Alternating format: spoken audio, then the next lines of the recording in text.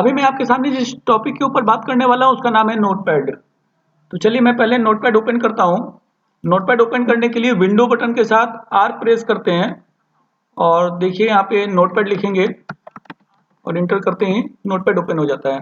तो ये नोटपैड किसी भी ऑपरेटिंग सिस्टम के अंदर, आपका कोई भी ऑपरेटिंग सिस्टम हो, विंडो 7, विंडो 8, 8.1, 10, कोई भी ऑपरेटिंग सिस्टम हो, उसके अंदर आपको नोटपैड का एप्लीकेशन बाय डिफॉल्ट मिल जाता है।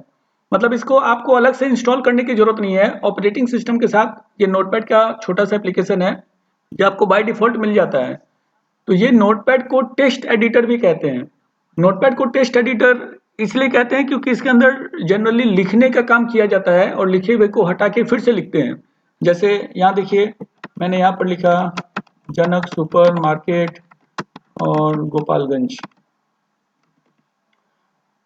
यहाँ पे फॉर्मेट करने से रिलेटेड ज़्यादा ऑप्शंस नहीं है। मतलब मैं चाहूँ कि मैं ज़्यादा कुछ अगर यहाँ पे फॉर्मेट करूँ, इसका लुक चेंज करूँ, तो उससे रिलेटेड यहाँ पर ज़्यादा ऑप्शन नहीं है। जैसे देखिए मैंने इसको सेलेक्ट किया, सेलेक्ट करके मैं फॉर्मेट पे गया, फॉन्ट पे गया और मैं चाहता हूँ कि इसका फॉन्ट साइज थोड़ा बड़ा कर लूँ, जैसे 36 कर लूँ। तो देखिए सेलेक्टेड तो जनक है, इसको मेरे को 36 करना है, लेकिन जैसे मैं ओके करता हूँ वैसे देखिए सबका साइज बड़ा हो गया। अगर सपोज मैं यहाँ पे गोपालगंज को सिलेक्ट करके और फॉर्मेट पे जाके मैं सोचूं इसका लुक चेंज करूं, मतलब मैं फॉन्ट को चेंज कर लूं, फॉन्ट में यहाँ पर लेना चाहता हूँ अल्जीरियन। तो सिलेक्टेड तो गोपालगंज है, लेकिन असर आप देखेंगे सब पर चला जाएगा। तो नोटपैड में जनरली फॉर्मेट ज़्यादा कुछ नहीं कर सकते हैं क्योंकि असर सब पे चला जाता है।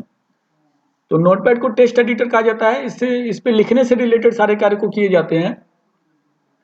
नेक्स्ट है कि जो नोटपैड है इसका एक स्पेशल यूज भी है कि जो लोग वेब डिजाइनिंग करते हैं, वेब डिजाइनिंग की प्रोग्रामिंग करते हैं, जैसे इंटरनेट का कोई पेज है, इंटरनेट के जैसे ये इंटरनेट का पेज आपको दिख रहा है, इस पे जो भी आप लिखावट देखते हैं उसकी प्रोग्रामिंग नोटपैड पे की जाती है। ये स्पेशल बात मैं आपको बता दूं कि वेब डिजाइनिंग जो होता है, एचटीएमएल वगैरह जो होता है, उसकी सारी कोडिंग नोटपैड पे की जाती है। क्योंकि इसको टेक्स्ट एडिटर इसीलिए तो कहते हैं क्योंकि इसके ऊपर कोडिंग भी की जा सकती है और इस तरीके से उसको सेव किया जाता है नोटपैड के फाइल को कि आपको ये वेब पेज आपको मिल जाता है। तो जो लोग ज़्यादा नहीं जानते हैं नोटपैड के बारे में, वो लोग जनरली इसका यूज टाइपिंग के लिए करते हैं, टाइपिंग सीखने के लिए करते हैं। लेकिन जो वेब डिजाइनिंग वगैरह एचटीएमएल वगैरह सीखे रहते हैं, वो लोग कोडिंग करने के लिए भी नोटपैड का यूज करते हैं। और नोटपैड का एक एक्सटेंशन नेम होता है आपका .txt एक्सटेंशन नेम है। मतलब कि अगर आपने नोटपैड का फाइल बनाया और सेव किया, जैसे देखिए मैं अभी इसको बंद कर देता हूँ। एक्सटेंशन नेम का यूज कैसे करते हैं, तो देखिए दिस पीसी पर गया और सर्च दिस पीसी। जैसे आपने नोटपैड का कोई फाइल बनाया, वो नहीं मिल रहा है आपको, आपने कहाँ सेव किया है नहीं मिल रहा है, तो आप को लग रहा है कि ई ड्राइव के अंदर हो सकता है। तो देखिए ई ड्राइव के अंदर इतने सारे फोल्डर्स हैं। अब आप किस फोल्डर के अंदर जाएंगे, अब किसी एक फोल्डर के अंदर जाते हैं, उसके अंदर फिर से बहुत सारे फोल्डर्स हैं, तो किसी फोल्डर के अंदर जाते हैं फिर बहुत सारे फोल्डर्स हैं और फाइल्स हैं। तो हम चाहें तो पूरे ई ड्राइव के अंदर हम लिख दें अगर .txt, मतलब इसका एक्सटेंशन नेम होता है .txt, सर्च करें तो ये सब हट जाएगा। जितने भी तरह के फाइल्स फोल्डर्स होंगे सब हट जाएंगे और केवल नोटपैड का फाइल आपको यहाँ पर दिखाई देगा। ये देखिए जितने भी नोटपैड के फाइल होंगे, अभी तो ये शुरुआत हुआ है, जितने भी नोटपैड के फाइल होंगे 100, 50, 500, वो आपको यहाँ पर फिल्टर होके आने शुरू हो जाएंगे। तो इससे मेरा काम थोड़ा आसान हो जाता है। और अगर आपको अपने नोटपैड के फाइल का पूरा नाम याद है, आप इसको यहाँ पर लिख दीजिए एक्सटेंशन नेम के साथ, तो एग्जैक्ट वो फाइल आपके सामने अपीयर हो जाएगा। तो एक्सटेंशन नेम बहुत ही ज़्यादा ज़रूरी होता है। किसी भी एक खास तरह के फाइल का अपना एक एक्सटेंशन नेम होता है जिससे कि उस फाइल को हम आसानी से खोज भी सकें और उसका एक फिक्स फॉर्मेट हो जाए। और एग्जीक्यूटेबल नेम इसका नोटपैड ही होता है। जैसे एग्जीक्यूटेबल नेम का मतलब क्या होता है, मैंने आपको ऑलरेडी बता दिया था कि विंडो बटन के साथ जो आर दबाते हैं तो रन का बॉक्स खुलता है। तो रन के बॉक्स में अगर नोटपैड लिख दिए, नोटपैड खुल गया, तो नोटपैड अपने आप में एक एग्जीक्यूटेबल नेम हो गया।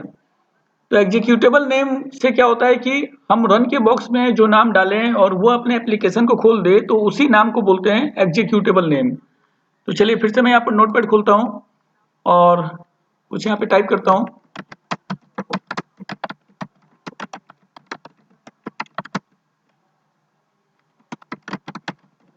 देखिए अब यहाँ पे जो ये जो सबसे टॉप वाला एरिया इसको बोलते हैं टाइटल बार। टाइटल बार, तो टाइटल बार का अपना एक अलग यूज होता है। टाइटल बार का यूज क्या है उसको देखिए। तो टाइटल बार का यूज क्या होता है कि इस पर आपको एप्लीकेशन का नाम भी दिखेगा, जैसे ये नोटपैड है तो नोटपैड आपको दिख रहा है, प्लस किस नाम से हमने इसको सेव किया वो नाम भी दिखेगा। तो अभी इसका नाम देखिए अनटाइटल्ड है।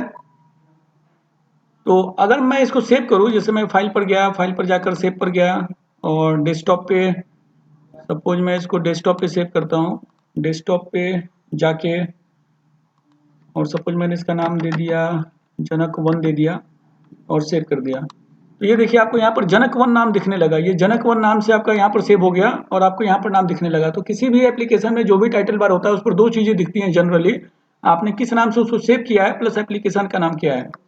दूसरा, आप यहाँ से इसको मिनिमाइज, मैक्सिमाइज और क्लोज कर सकते हैं। जैसे देखिए यहाँ पे मिनिमाइज का ऑप्शन आएगा, मिनिमाइज करने से ये सिक्योर के टास्क बार पे चला जाता है, फिर क्लिक किए। मैक्सिमाइज करने से यहाँ पे मैक्सिमाइज का ऑप्शन आएगा, ये पूरे फुल स्क्रीन पे चला जाएगा, पूरे फुल स्क्रीन पे। अभी यहाँ पर रीस्टोर डाउन का ऑप्शन आएगा, देखिए रीस्टोर डाउन हमने क्लिक किया, ये फिर से वैसा हो गया। और आपको पता है क्लोज करने से ये बंद हो जाएगा। तो इसके कुछ शॉर्टकट्स भी हैं, उस शॉर्टकट्स के ऊपर मैं अभी डिस्कशन करता हूँ। जैसे यहाँ देखिए कुछ शॉर्टकट्स हैं, मतलब उसी काम को करने के लिए जो हम माउस की सहायता से कर रहे हैं, इसी को हम चाहें तो कुछ शॉर्टकट से कर सकते हैं। तो विंडो प्लस एम का यूज करके टू मिनिमाइज ऑल टुगेदर, हम एक साथ सबको बंद कर सकते हैं। तो ऑल टुगेदर का मतलब है यहाँ पर मान लीजिए दो तीन विंडो मैं खोल लेता हूँ, दो तीन विंडो, जैसे ये तीन विंडो मैंने खोल लिया, ठीक है, ये तीन विंडो है।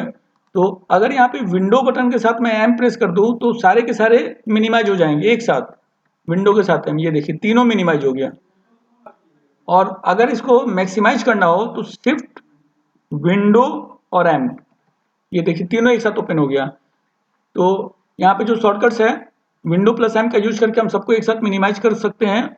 और अगर शिफ्ट पहले लगाकर तब विंडो एम प्रेस कर दे, तुरंत प्रेस करना पड़ेगा, तो उसमें आपका ये सब एक साथ दिखना शुरू हो जाता है। अब यहाँ पे ये देखिए शॉर्टकट्स है, ये दोनों शॉर्टकट्स हैं, ये पे और लिखा हुआ है, मतलब इन दोनों के लिए कि alt plus space bar plus N to minimise single open window. तो ये जो विंडो खुला हुआ है एक एक करके अगर आपको सबको मिनिमाइज करना पड़ जाए तो सिंपल शॉर्टकट है कि ऑल्ट दबाइए, स्पेस बार दबाइए और फिर एन दबा दीजिए। मतलब छोड़ना नहीं है, ऐसा नहीं है कि ऑल्ट दबा के फिर छोड़ के फिर स्पेस बार दबाना, ऐसा नहीं करना है। ऑल्ट दबाए रखिए, फिर स्पेस बार दबाइए, फिर एन दबा दीजिए। फिर से देखिए ऑल्ट स्पेस बार और एन, देखिए ऑल्ट स्पेस बार एन। तो ये केवल मिनिमाइज करने के लिए, इससे मैक्सिमाइज नहीं होता है, मतलब रीस्टोर इसे फिर से नहीं होगा। तो अगर आपको मिनिमाइज और फिर से रीस्टोर करना हो तो उसके लिए शॉर्टकट क्या है वो देखिए। उसके लिए आपको ये दोनों यूज करना पड़ेगा कि आप विंडो बटन के साथ डाउन एरो की और अप एरो की, तो डाउन एरो की करने से आपका ये रीस्टोर भी होता है, मिनिमाइज भी होता है, और ये आपका अप एरो की से आपका मैक्सिमाइज होता है। मतलब कि आप जिस विंडो को मिनिमाइज करेंगे वही विंडो आपका फिर से मैक्सिमाइज हो जाएगा, रीस्टोर होकर मैक्सिमाइज हो जाएगा। जैसे ये देखिए ये विंडो है, मैं और भी विंडो खोल लेता हूँ, ये विंडो है, तो दो विंडो यहाँ पे है। मैंने विंडो बटन के साथ और डाउन एरो की, जो चार एरो की होते हैं, अप डाउन लेफ्ट राइट, जो चार एरो की होते हैं, उन चार एरो की में से मैंने डाउन एरो की प्रेस कर दिया, विंडो और डाउन एरो की, तो ये देखिए मिनिमाइज हो गया। और फिर विंडो के साथ अप एरो की मैंने प्रेस किया, ये देखिए खुल गया। फिर मैंने विंडो बटन के साथ डाउन एरो की प्रेस किया, तो ये देखिए एक बार रिस्टोर डाउन हुआ। और फिर हमने जब फिर से विंडो बटन के साथ डाउन एरो की प्रेस किया तो ये मिनिमाइज हो गया। और फिर विंडो बटन के साथ हमने, अब देखिए यहाँ पे ये काम भी इसने नहीं किया, तो तुरंत ये करना रहता है हमें कि विंडो के साथ डाउन एरो की किए, फिर विंडो के साथ अप एरो की कर दिए, तो ये मिनिमाइज और मैक्सिमाइज हो जाता है। तो ये सारे शॉर्टकट्स हैं, आप इसको यूज करके देखिए। और जैसा मैंने आपको बताया कि नोटपैड में हम लोग फॉर्मेट नहीं कर सकते हैं, मतलब लुक ज़्यादा चेंज नहीं कर सकते हैं, अगर करते हैं तो असर सब पर चला जाता है। और वही चीज़ देखिए हम अगर यहाँ पे, ये वर्ड एप्लीकेशन है, इस एप्लीकेशन का नाम है वर्ड, MS वर्ड। यहाँ पर अगर हम किसी शब्द को सिलेक्ट करके और इसका साइज अगर चेंज करना चाहें, जैसे सपोज मैं इसको सिलेक्ट कर लेता हूँ क्योंकि आपको यहाँ से ये दिखेगा क्लियर। और देखिए मैं इसका साइज अगर चेंज कर रहा हूँ तो ये देखिए साइज चेंज हो रहा है, केवल उसी शब्द का साइज चेंज हो रहा है। मैं किसी एक लेटर का भी अगर साइज चेंज करना चाहूँ तो ये देखिए इसका साइज चेंज हो रहा है, देख रहे हैं ना। तो वही चीज़ है, अगर मैं इसका लिखावट चेंज करना चाहूँ, फॉन्ट में चेंज करना चाहूँ, तो देखिए मैं इसका केवल फ़ॉन्ट भी चेंज कर सकता हूँ, यहाँ देखिए, यहाँ देखिए। लेकिन यही काम अगर मैं नोटपैड में करना चाहूँ, सेलेक्ट करके फॉर्मेट पे जाके, फ़ॉन्ट पे जाके और मैं चाहूँ इसका साइज़ चेंज कर लूँ, तो होता क्या है कि सबका एक साथ हो जाता है। तो नोटपैड का यूज़ ज़्यादातर फॉर्मेटिंग के लिए नहीं करते हैं, इसका यूज़ जनरली एडिटिंग के लिए करते हैं, इसीलिए नोटपैड को टेक्स्ट एडिटर भी कहा जाता है। तो उम्मीद करता हूँ कि आपको मेरी ये सारी बात समझ में आई होगी और नोटपैड का यूज़ आप अच्छे से अच्छे तरीके से कर सकते हैं। Thank you very much.